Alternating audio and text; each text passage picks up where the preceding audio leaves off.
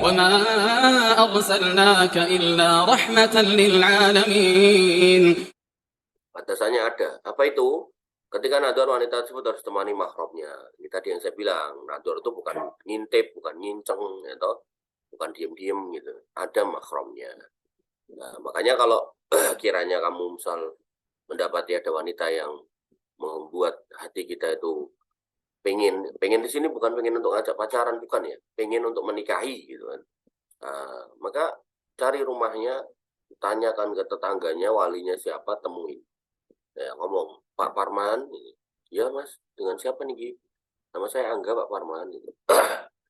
Loh, kok jenengan ngertos nama saya Pak Parman? Nah, saya tanya tetangganya, pripun enten yang bisa dibantu gitu.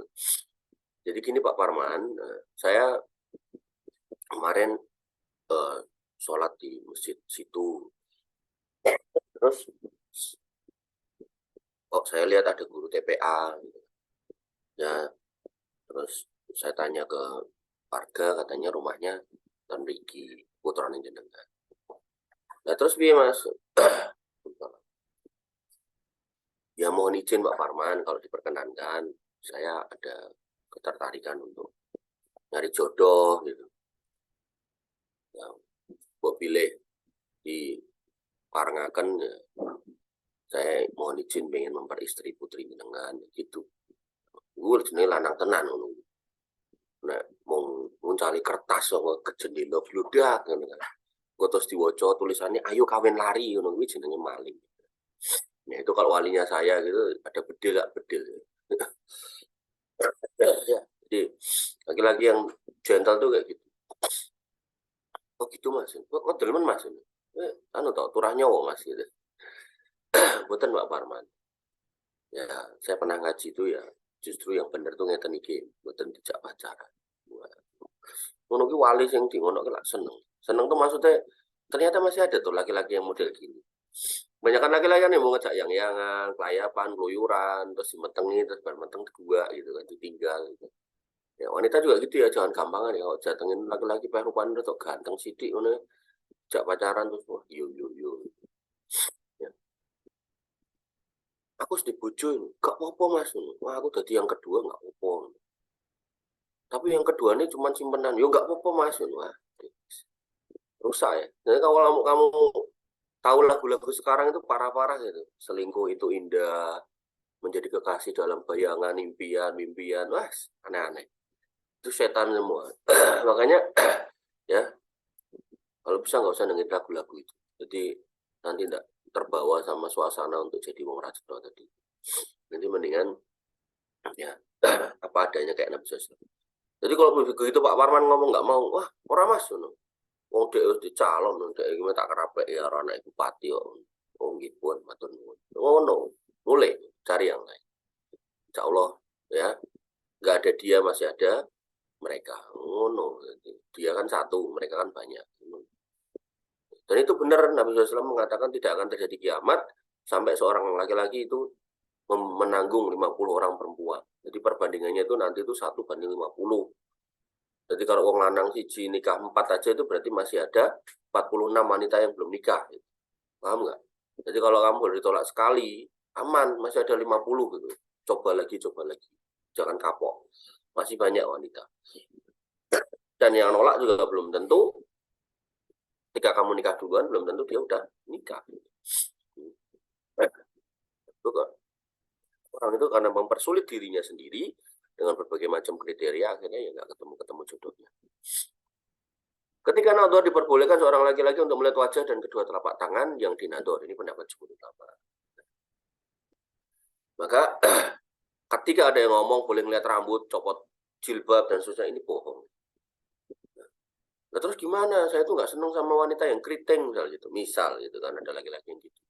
Karena saya kalau lihat wanita keriting itu saya selalu kebayang supermi gitu. Ya. Dan saya paling sebel sama supermi karena kalau supermi itu saya selalu membayangkan cacing atau binatang yang bergerak panjang-panjang gitu, belut atau apa gitu. Ya, walaupun jane wong lanang kayak gitu sih ya nganyeli gitu. Maksudnya nganyeli wong lanangnya karo cacing wedi terus piye gitu kan. Ya sudah kalau emang kayak gitu dia modelnya gitu kan, ditanya rambutnya keriting apa enggak Mbak gitu loh. Jangan kemudian bukaan rambut Mbak gitu. Enggak. Ya. Tanya aja kalau urusan kayak gitu. Nah, tapi kalau telapak tangan dan muka ya itu memang boleh dilihat. Artinya kalau seorang wanita ini pakai cadar, copot cadarnya kalau mau nador. Jangan sampai nador pakai cadar. Terus nanti laki-laki ini mundur, dianya maju, bingung gitu kan. Waduh, kok aku ditolak? Apakah aku kurang cantik gitu? Wah, langsung bertanya ngono kuwi gitu. Ya iyalah pasti orang akan melihat kurang cantik lah, sing didelok apa gitu. Sebenarnya didelok tangan tok. Jangan-jangan mukanya kayak tangan apa ya ngono kan enggak gitu. Oh, ternyata begitu dibuka cadarnya mukanya cantik gitu kan. Dan laki-lakinya suka atau mau gitu. Oleh karena itu jangan sampai kemudian nador itu diulang-ulang berkali-kali hanya karena kesalahpahaman kita ya nggak mau membuka cadar itu gitu. Nah, kalau nador sekali lagi kalau nador. Adapun jika laki-laki tersebut melihatnya secara sembunyi-sembunyi maka diperbolehkan melihat apa saja yang dapat mendorongnya untuk menikahi wanita tersebut. Ini adalah pendapat Ibnu Hazm. Dan maksudnya sembunyi-sembunyi di sini tentu pada kadar ya, pada kadar yang benar, yaitu apa? Tetap pada koridor wajah dan telapak tangan. Contohnya gini tadi saya bilang bahwasanya orang wanita ya kamu tahu ternyata orang yang kamu sasar, wanita yang kamu sasar ya itu ternyata dia ngajar TPA gitu kan. Ya kamu lihatnya pas dia ngajar TPA gitu loh, bukan diintip di kamar mandi, bukan diintip di kamarnya, bukan.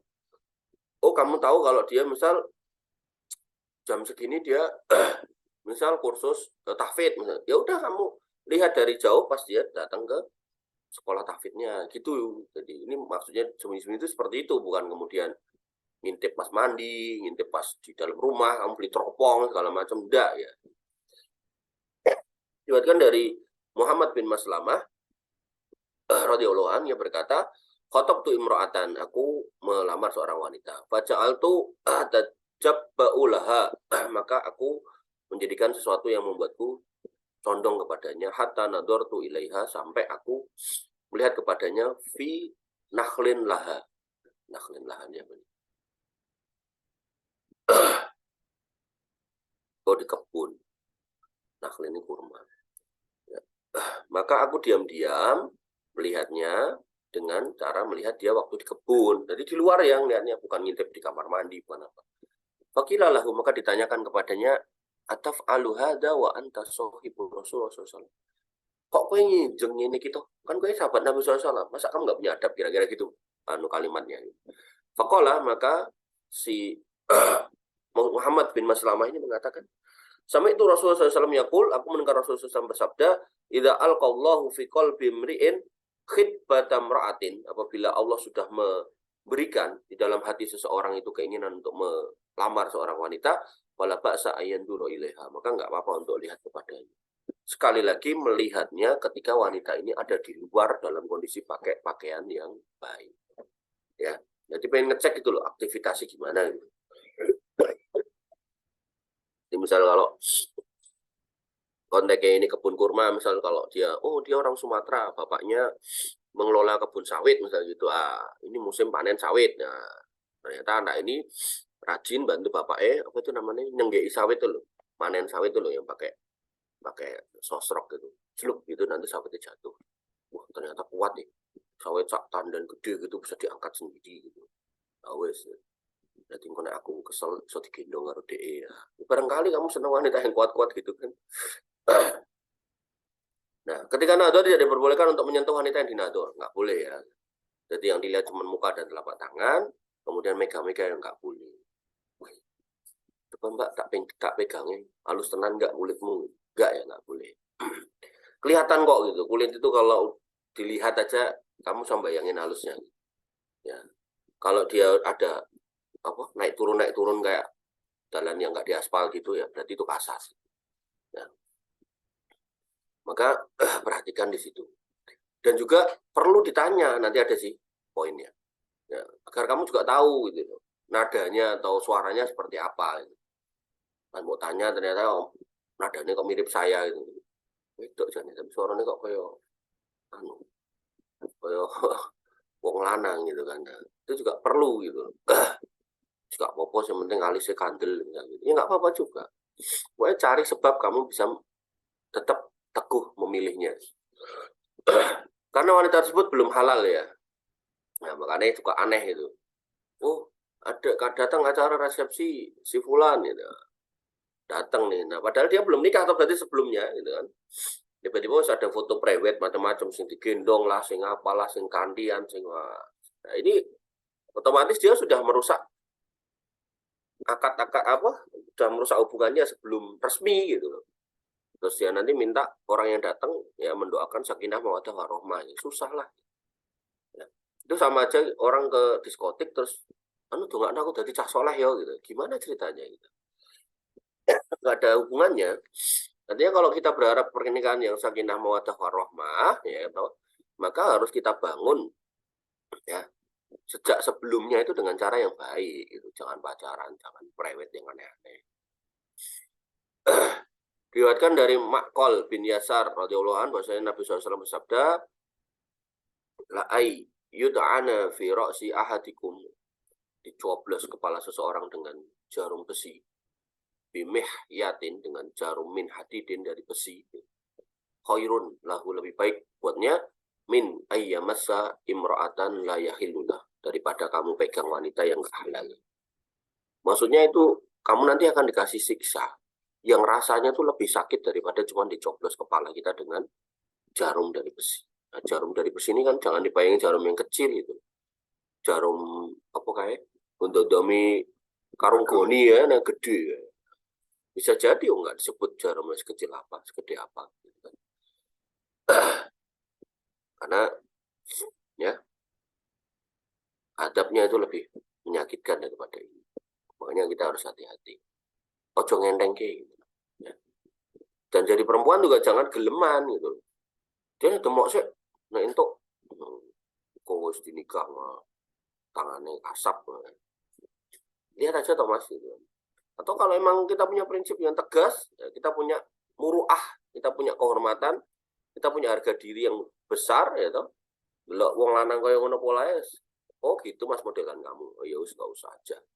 Insya Allah nanti akan diganti dengan yang lebih baik. Dan selanjutnya, ketika nado diperbolehkan untuk bertanya dan berbicara dengan wanita yang dinado. Tadi yang saya bilang, tanya gitu kan. Apa yang menjadi penting buat hidupmu, tanyakan. Jadi tanya itu fungsinya untuk mengenali suaranya. Masuk nggak suara kayak gitu. Kemudian yang kedua, ya, untuk mendapatkan jawaban atas apa yang memang menjadi kemantapan hati kita. Misal nih ya, kayak anak saya tuh nomor 4 tuh.